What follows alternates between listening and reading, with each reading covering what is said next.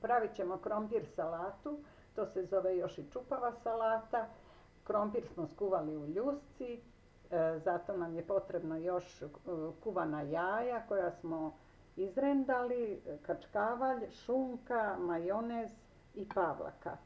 Krompir ćemo isto izrendati, kačkavalj, šunku sitno iseckati pa ćemo to sve složiti.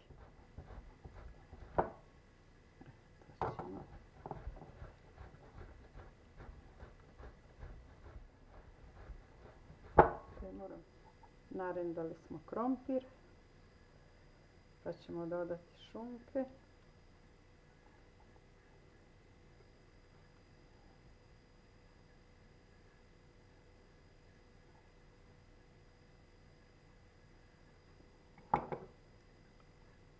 Pavlaku.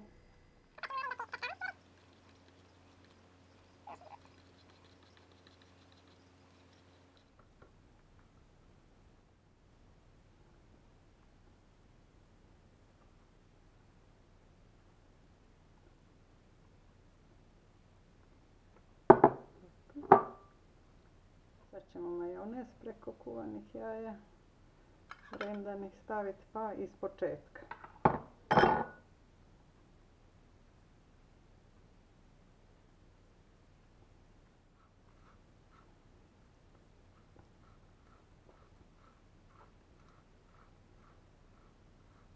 Sad drugi red smo počeli i sad ćemo da ovo istresemo sve. Salata treba da odstoji jedan dan pre nego što se upotrebljava.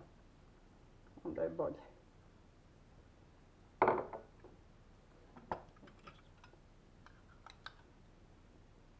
ćemo jaje. Pa ćemo kačkavalj i majonez. I završiti sa rendanim krompirom, kačkavaljem i majonezom.